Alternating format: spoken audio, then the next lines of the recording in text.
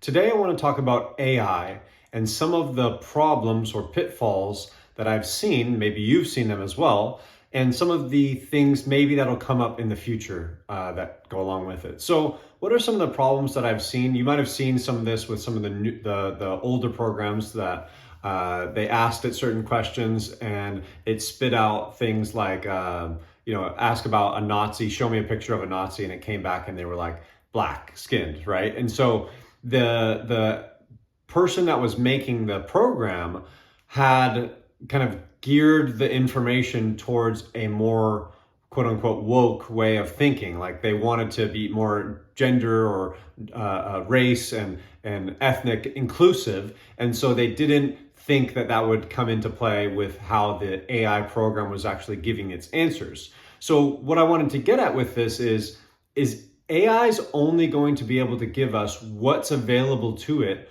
from the source, or in this case, it's the internet. It pulls the information from the internet. You've seen this on Google. You type in an answer, and then now it comes up, and there's the AI response that comes up at the top. Well, what happens if the consensus is wrong or outdated, let's just say?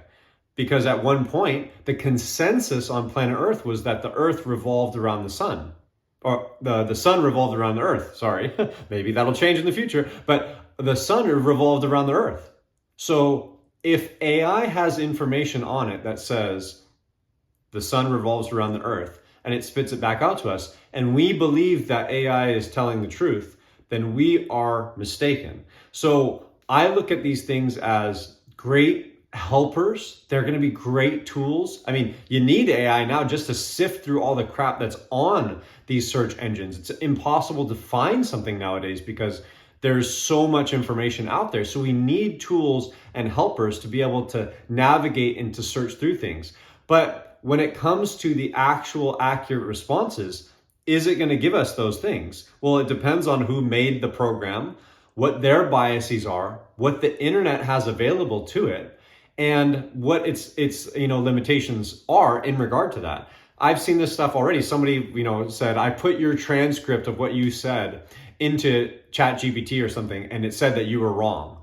Okay, if the consensus out there, and I'm not saying that I'm right in this instance, what I'm saying is if the consensus says one thing and someone comes out and challenges it, you can then say, okay, well, I'm going to take what this person says and put it into the AI program. That person's going to come out and say they're wrong because the consensus goes against that one person.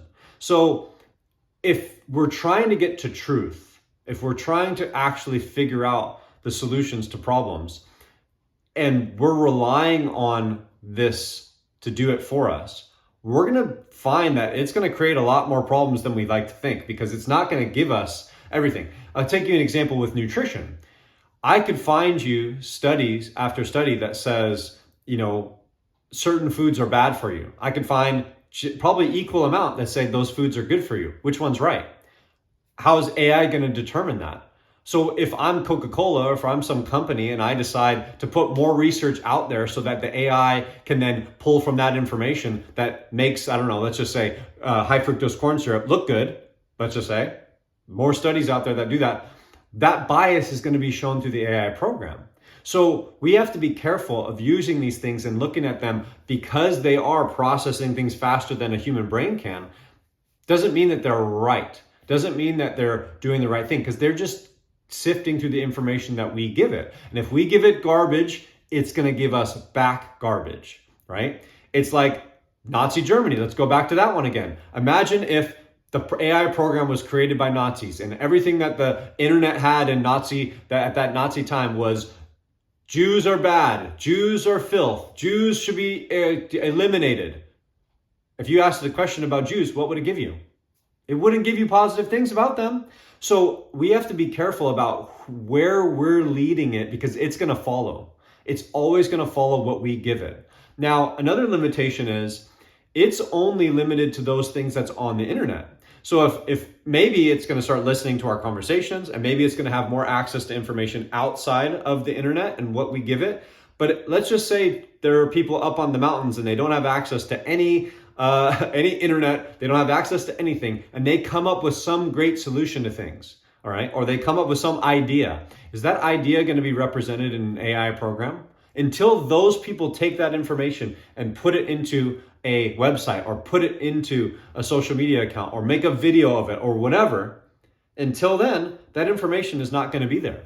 So, like with studies, let's just say, until a study's done, the AI is not going to have any information because the AI can't perform a study. AI can't go get people to do some random subject. AI can't put out drugs in front of things. AI can't take a beaker and put in hydrochloric acid and test it against some other thing. It can't do any of that. Now, maybe it will get good at that with robotics. We'll be able to use AI in combination with robotics to be able to do those things. And it's probably only a matter of time before those things happen.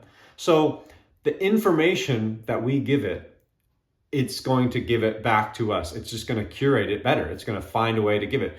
But if we aren't giving it accurate information, like when it comes down to like exercise stuff, there's so much information out there. When I say one thing, I say, all right, I want you to train slowly, let's just say. I want you to do your repetition slowly. What does that mean? Someone asked me in the comments, well, what does it mean to be slow? Exactly. When I look at a study and it says they were using slow repetitions, I consider what they said fast. So it's up to perspective. If the AI program assumes that we're all talking about the same thing and it uses the word slow, it doesn't have a context for it. It might have to specify that, right, as it goes. And we're going to have to ask it about those things. We're going to have to inquire more so that it gets more specific with it. But if we just assume, it just assumes. It does the same thing.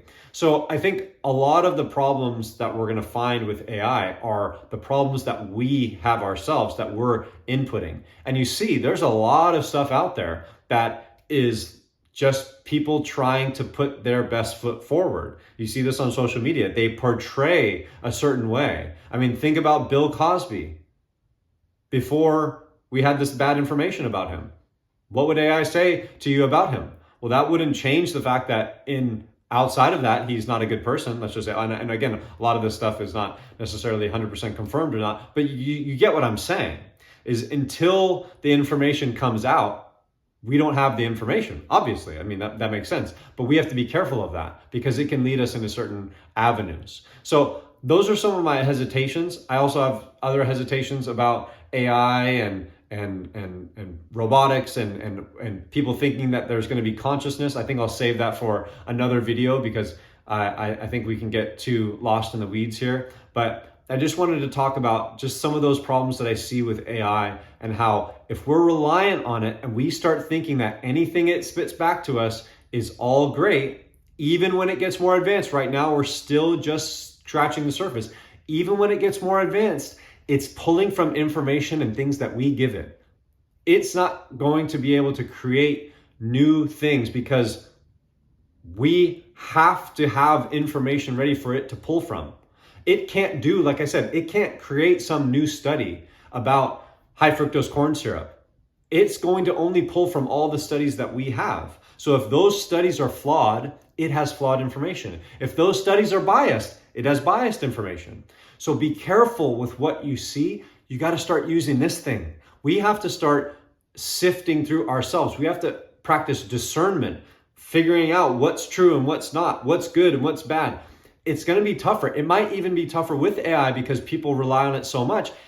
You look like you're an idiot if you're not saying and agreeing with the AI. But again, if it doesn't have the right information, we're stuck, okay? We're just repeating these same things. Like I was saying before, the consensus was at one point that the sun rotated around the earth. So I think it's going to lead to a lot of people not using their brain and just trusting it because it is so good and it's going to do a lot of good. I'm saying it's probably going to do more good than it will bad, but I would think the reliance on it will start to shut our brains off, allow us to use it as our brain to think for us. And that's where I think it gets dangerous because then even if there are some problems with it, we don't see it. So those are some of the things I've seen already where it's got bogus information, it's spitting back bogus information. We have to get better at what we input into it so that it has better, it's better and it can actually help us go where we want to go. Because if we're just spinning our own wheels and just making it seem like we're doing more, then it's not really helping us. I think in the grand scheme of things, it will help us tremendously because it's going to get rid of a lot of erroneous, useless thinking. But in things that are a little bit more not 100%, like I was talking about with like nutritional studies, exercise things, when people don't have a consensus, when the consensus is biased because of certain pieces of information, we have to be careful about that. So be careful with AI, at least initially, and even toward the more advanced stages of it. As it gets better and better, we still have to be concerned about what information is it pulling from, what are we giving it, so that it can give us back what the real, true information is, not biased and skewed information. That's all I got for today. Until next time, I'll see you then.